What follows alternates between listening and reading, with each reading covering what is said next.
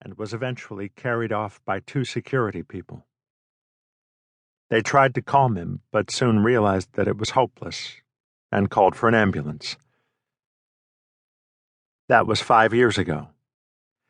He's been in and out of work and in and out of hospitals ever since. I suppose there's no good explanation for why one mind suddenly goes off while another holds firm. Apparently, some minds are weaker than others, more sensitive and breakable. And I suppose it's best that they are in the minority, or else the streets would be filled with lunatics. Although I was concerned about going out, I wasn't as concerned as I might have been. After all, I'd been out a few times before on a group pass, where you join other patients and are led by nurses or aides and can walk only a few blocks from the hospital. No one on staff is in uniform, and no patient is in hospital dress.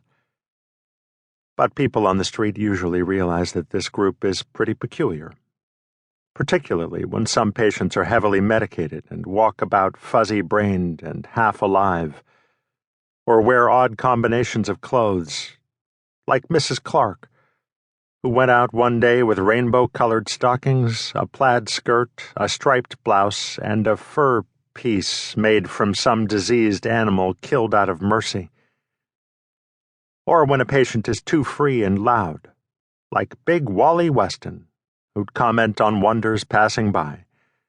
"A puppy!" he'd yell upon seeing any small dog, or "I'd like her to be the mother of my child," upon seeing any attractive woman.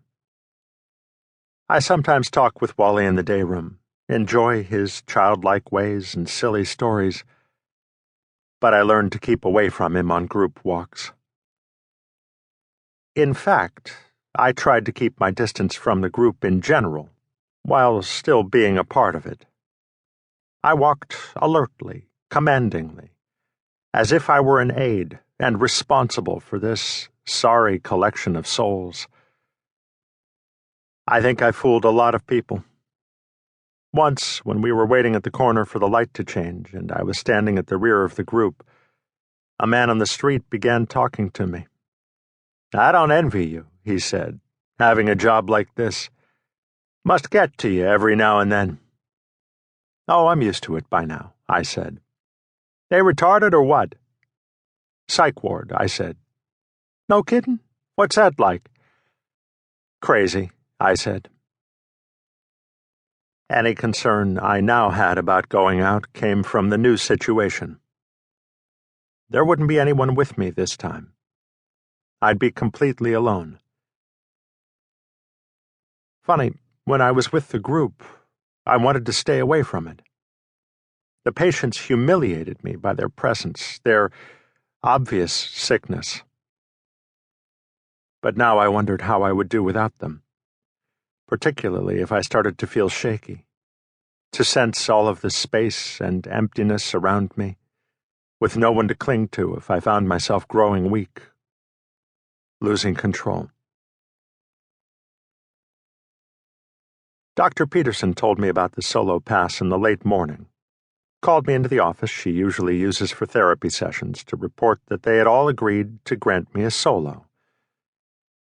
By all, I mean the doctors on the ward, including Mortenberg, the head of the unit, and the nurses who were really around the patients most, like parents caring for infants.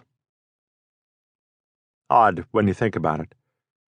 All those eyes had been on me, looking for positive behavior, signs of adjustment. "So, how are you feeling about this?" Dr. Peterson asked. "Going out on your own tomorrow." "I'm delighted," I said. "Absolutely delighted."